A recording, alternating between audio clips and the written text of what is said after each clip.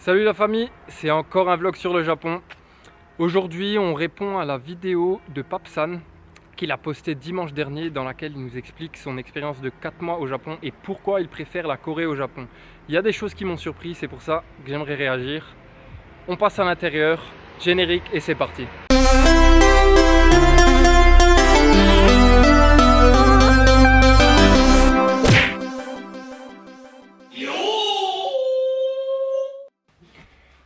Alors on va entrer tout de suite dans le vif du sujet.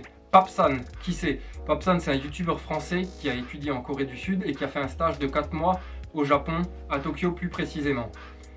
On va mettre les choses au clair tout de suite, ceci n'est pas un clash. Je sais que ça peut paraître comme une tentative de recherche de buzz ou de visibilité. Ce serait mentir si je disais que ce n'était pas totalement le cas, mais plus sérieusement, avant tout, j'ai trouvé ça intéressant de faire une vidéo qui réagit à la sienne, parce que j'ai également fait un stage à Tokyo sur la même durée et j'ai pas eu du tout le même ressenti que lui. C'est pour ça que j'avais envie de réagir, de lui répondre. Donc sans aucune hostilité bien sûr, hein. Papsan c'est un mec, je le connais pas, mais dans les vidéos il a l'air super sympa, ses vidéos sont super intéressantes. La vidéo en question, elle est dans la description. On va commencer par les points avec lesquels je suis d'accord. Premièrement, l'alcool. L'alcool est désinhibiteur au Japon et c'est totalement vrai. En fait, les Japonais, c'est presque comme s'ils avaient un besoin de boire pour... je sais pas si c'est pour faire ressortir leur vraie personnalité ou s'ils en ont une espèce de seconde. Bon, je pense pas, j'irai pas jusqu'à dire qu'ils soient schizophrènes, mais l'alcool, ça joue un rôle social carrément et c'est ça qui est un peu flippant. Mais sur ce point-là, je suis totalement d'accord avec Pape. C'est ce que j'ai ressenti très vite même. Donc oui, c'est vrai, l'alcool au Japon est désinhibiteur, oula, je galère. Et il permet parfois de voir des choses, des comportements plutôt étranges, si je veux rester poli. Le deuxième point, on parle de la nuit tokyoïte, de la vie nocturne tokyoïte. Elle est clairement pas folle. Dans la mesure où elle est régie à nouveau par l'alcool et par l'argent, c'est assez triste. Papy dit que c'est malsain, je sais pas. Malsain, je trouve ça un peu fort, perso. Mais ouais, c'est clairement superficiel, artificiel. Si vous traînez dans les quartiers de Ginza la nuit par exemple, ou Roppongi, vous pouvez voir beaucoup par exemple de femmes japonaises très charmantes au bras d'occidentaux qui ont l'air très riches. Je ne veux pas m'avancer, je généralise pas, hein, mais ce serait quand même assez légitime de penser que ce soit beaucoup pour l'argent et pour le côté artificiel, pour l'apparence et tous les vices qui vont avec, j'ai envie de dire. Directement lié à la vie nocturne tokyoïte, le troisième point, les transports en commun, donc les trains, les métros. La nuit, les horaires sont pourris, comme il dit Pape. Soit tu rentres à minuit et la soirée elle fait que commencer, soit tu rentres à 6h du mat. Donc en toute fin, il n'y a pas d'intermédiaire. Tu peux pas rentrer vers 2-3h du mat là où tu t'es bien amusé mais que tu commences à être KO. À moins bien sûr de prendre un taxi qui est hors de prix. Uber, je crois pas que ce soit encore existant dans le pays. Ce serait peut-être quelque chose à instaurer. Mais en tout cas, les trains, ouais, on oublie. Les horaires, c'est vraiment pas pratique pour les utilisateurs. Que ce soit des locaux ou des expatriés ou des touristes. C'est pourri. Le quatrième point, le Japon n'est pas développé technologiquement. Ou alors dans des domaines très précis, dans des domaines de niche, et c'est pas fait pour des utilisations quotidiennes. L'exemple type, Pape l'a souligné aussi, c'est la carte bleue. On ne paye pas en CP dans ce pays, sauf dans des combini, mais tu peux aller dans des gros quartiers à Shinjuku, tu vas aller au McDo, au KFC, il n'y a pas de carte bleue. Après, on m'a dit que c'était culturel, en fait, comme c'est une société encore assez basée sur l'honneur, il y a encore cette notion de dépenser physiquement l'argent que j'ai gagné à la sueur de mon front. Donc en comptant les billets qu'on a reçus, très souvent aussi par son employeur en liquide. C'est pour ça que je pense que c'est pas encore très développé. Mais ensuite, il n'y a pas que la CD. Le Wi-Fi par exemple. Le Wi-Fi, tu galères à en trouver. Donc à moins de te prendre une carte SIM à 3 gigas pour le mois, ou je sais plus ce que c'était. Si t'es paumé dans la ville, ça craint. Il y a plein d'autres exemples. Les interfaces des sites web, c'est pas développé, ça date du siècle dernier, c'est une horreur. Enfin, le dernier point avec lequel je suis d'accord, la rigidité des Japonais au travail. Je souligne bien au travail. J'ai l'impression qu'ils fonctionnent seulement selon des formules et qu'à partir du moment où ça dérive, les mecs ils sont paumés. Tu peux pas, il n'y aura aucune flexibilité de leur part. À partir du moment où tu sors des sentiers battus, c'est fini. Ils perdent leurs moyens, ou ils vont avoir ce fameux geste ce comportement plutôt de politesse qui peut devenir très agaçant à la longue, le fait de ne pas dire non. Pas dire non, ça peut être parfois très agaçant parce que tu te retrouves dans des situations cocasses que tu n'avais pas envisagées, et ça peut être très très problématique. Je suis conscient que ça vient aussi d'une envie de pas brusquer, de pas voir blesser son interlocuteur, la personne qu'on a en face, mais parfois il faut dire les choses comme elles sont, et c'est vrai qu'un peu plus de communication directe, ça ferait vraiment pas de mal. On va passer maintenant aux points avec lesquels je ne suis pas d'accord. Premièrement, il dit que dans ce pays, il n'y a pas d'entraide. Alors, il cite l'exemple des vieilles personnes qui ont beaucoup de sacs de courses, ou dans les transports en commun avec des grosses valises, qui ne se font pas aider par les plus jeunes ou par les autres usagers. Franchement, j'ai pas été témoin de ça, au contraire. Et lui cite l'exemple de la France, ce avec quoi je suis absolument pas d'accord. Je trouve que justement, c'est en France où tout le monde est speed. Après, je viens de province, je viens pas de Paris, mais c'est ce que j'ai pu constater en allant de temps en temps à Paris. Les gens sont speed, ils n'ont pas le temps d'aider leurs prochains, ou ils n'ont pas envie de les aider, alors que ça coûte rien. Sur ce point-là, je suis vraiment pas d'accord. Par exemple, on m'a aidé quand j'étais paumé à un moment. C'est l'exemple typique. Franchement, j'étais agréablement surpris. C'était la première fois que je posais le pied au Japon. On m'a aidé parce que j'étais paumé dans la rue. Quelqu'un m'a ramené juste devant mon auberge de jeunesse. C'était inespéré. Après, bien sûr, j'étais touriste. Donc, il y a peut-être aussi une envie de plaire, enfin pas de plaire, c'est un peu tordu comme mot, mais une envie de donner une bonne image, voilà, du pays et de ses habitants. Sur ce point-là, je suis pas d'accord, mais comme dit, chacun son expérience, chacun son vécu. Après, il parle du manque d'intégration. Alors là, j'étais sidéré. Pour ma part, je me rappelle très bien, je vais vous raconter une anecdote. Je suis arrivé, quand j'y ai vécu donc 4 mois l'année dernière, je suis arrivé un jeudi. Le samedi, 2 jours après, je suis allé jouer au foot via un meet-up. C'est l'application Meetup, ça permet de rencontrer des gens pour faire différentes activités. Donc je suis allé à ce fameux International Soccer Meetup. Je me suis fait des potes immédiatement. Le lendemain, j'étais invité à la maison chez l'un d'eux, un mec qui parlait français. Waouh quoi, ça m'est jamais arrivé en France. Je veux pas cracher sur la France, hein, mais franchement. Et je me suis fait des potes. Donc ce premier jour au Japon, ça a été mes potes les 4 mois. Alors le manque d'intégration, franchement, je l'ai pas vu quoi. Après, je vais quand même nuancer les propos. J'ai parfois ressenti, je dis bien, que les Japonais traînaient avec des Occidentaux parce que ça avait un petit côté classe. Je sais pas, je veux pas non plus prendre des raccourcis et tout. Voilà, ce serait méchant de dire ça gratuitement, mais ça m'a parfois un peu titillé, j'avoue. Et aussi une deuxième chose pour nuancer ces propos, je trouve que les Japonais qui ont vécu ou étudié à l'étranger ont une plus grande ouverture d'esprit. Ce qui est aussi normal, c'est vrai. Mais c'est vrai que beaucoup de mes amis là-bas, ils ont étudié par exemple au Canada, en Australie, en Angleterre, aux États-Unis, beaucoup de pays anglophones.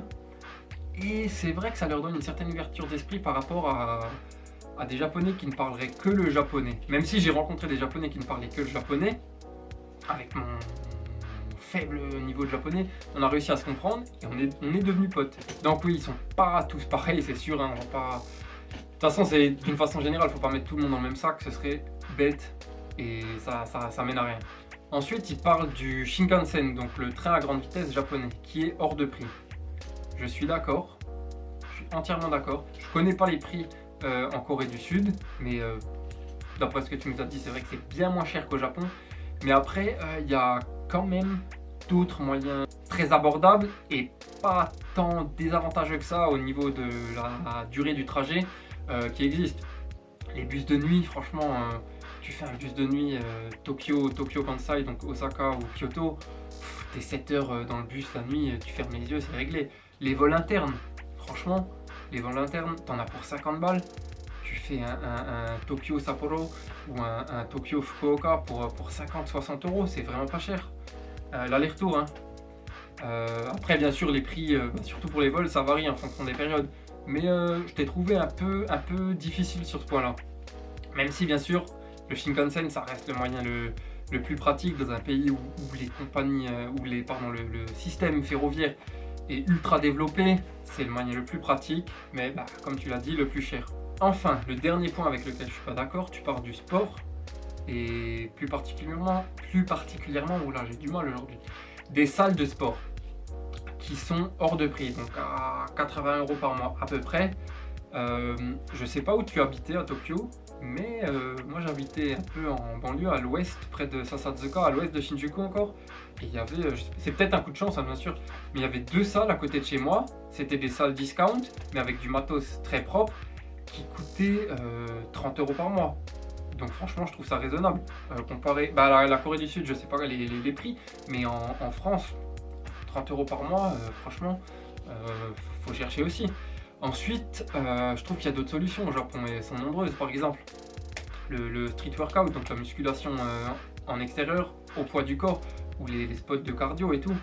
Tu vas dans n'importe quelle aire de jeu pour enfants, tu as toujours une barre de traction, des barres parallèles, des choses comme ça. Et il y a beaucoup de monde qui le pratique, et des aires de jeu, il y en a vraiment à pas mal d'endroits. Donc je trouve que c'est une alternative qui est très efficace. Après oui, bien sûr, si toi tu voulais absolument aller en salle, je peux le comprendre, mais ouais, le street workout, ouais, c'est loin d'être impossible d'en faire dans le pays. Et après, comme je l'ai mentionné plus tôt, tu as les meet-up. Je vous invite, si vous voyagez un peu, vous savez pas trop quoi faire dans une ville, téléchargez l'application Meetup. C'est génial, tu tapes ta ville, ce que tu as envie de faire et tu trouves. Donc là au Japon, pour le sport, moi comme dit, je joue au foot, je joue au ping-pong, street workout, il n'y en avait pas, mais quand tu vas sur un spot de street, tu as forcément quelqu'un avec qui tu vas pouvoir en discuter. Bon, je m'égare un peu, mais je parle un peu de Meetup vite fait. Ouais, t'as plein de choses. J'avais un groupe de Mario Kart, t'as tout ce que tu veux, de la cuisine, du théâtre, des concerts, ce que tu veux.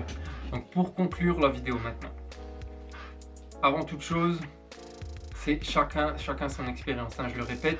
Donc c'est tout à fait normal qu'on n'ait pas eu le même ressenti en vivant dans cette ville, certes. Mais c'est vrai que j'ai été surpris par certains points, notamment l'entraide. Je ferai à l'occasion une vidéo sur quelques anecdotes qui m'ont marqué au Japon. Il y a eu beaucoup d'anecdotes qui parlent d'élan de bonté des habitants japonais. Ensuite, j'avais envie de dire que ce qui est intolérable, c'est les commentaires qu'il y a eu sur la vidéo de Pape. Il y avait des commentaires haineux. Les gars, faut arrêter d'être virulent comme ça sur internet, faut mesurer vos propos quoi. Surtout que je mets ma main à couper que ceux qui l'ont attaqué sur le fait qu'il n'ait pas le droit de critiquer un pays qui n'est pas le sien, blablabla, sous prétexte qu'eux veulent défendre le Japon, ça va être des kikus qui connaissent le Japon que par les mangas, les animés. Alors qu'ils n'y ont même pas été, même pas en tant que touristes. Après, loin de moi la prétention de dire que j'ai habité là-bas, mais franchement, essaye avant de juger. Je sais pas qui c'est qui a écrit ça, Gandhi ou je sais pas qui, mais c'est pour ça que je trouvais ça un peu désolant de voir certains commentaires qui pouvaient être assez choquants. Ouais. En fait, ce que j'ai remarqué au Japon, je trouve, c'est qu'il y a une genre de scissure. En fait, il y a 2 scissures. Et je sais pas si tu l'as ressenti aussi, mais la première scissure, ce serait la vie au Japon, ou en tout cas à Tokyo, en semaine et le week-end. C'est totalement différent. C'est 2 mondes totalement différents. En semaine, tu peux voir très peu de monde parce que les gens terminent à 21h, 22h, 23h, voire minuit. Ils sont claqués, ils n'ont plus le temps de sortir en France.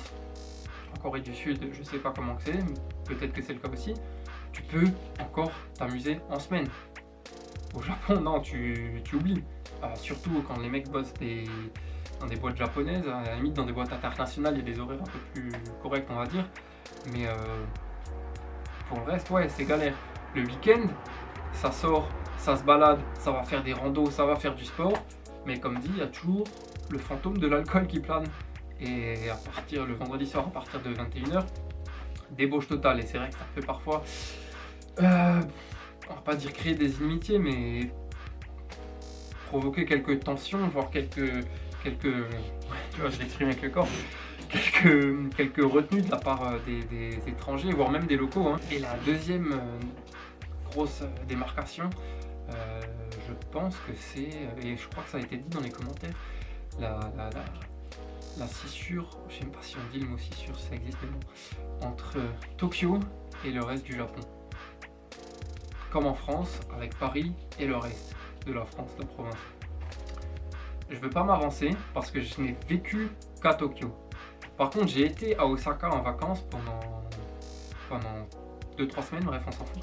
Et je suis tombé amoureux de la ville, les gens, mais d'une sympathie. Je sais pas si c'est parce qu'ils viennent du sud, si c'est les mêmes sudistes qu'on a nous en France, mais les gens d'une sympathie, un humour au top. J'en parlerai aussi dans la vidéo sur mes anecdotes, j'ai quelques idées en tête là. Ouais, donc je pense que faire l'amalgame entre le Japon et Tokyo, c'est une petite erreur que tu as pu commettre. Après, bien sûr, à aucun moment tu n'as mentionné le fait que tu généralisais, mais ça a pu être mal interprété par certains. Voilà, pour terminer, il n'y a aucune vérité absolue, la vérité n'existe pas de toute façon d'un point de vue philosophique. Mais ouais, c'est chacun qui a exprimé son opinion. Il n'y a pas de vérité absolue, c'est basé que sur notre ressenti. D'autant plus que dans une population, à Tokyo par exemple de 30 millions d'habitants, c'est très difficile d'avoir un échantillon représentatif. Mais j'ai voulu rebondir sur cette vidéo parce qu'on a eu exactement la même expérience du point de vue de la forme, la même durée, la même ville, et je trouvais ça intéressant d'en débattre. Vous connaissez la recette, un petit like des familles, ça fait toujours plaisir. Dites-moi dans les commentaires si vous avez été au Japon en tant que touriste, ce que vous en avez ressenti, si vous y avez habité, où vous y avez habité, si vous avez ressenti des différences entre les différentes villes. Un partage, un abonnement, ça fait toujours plaisir. Merci à tous, peace.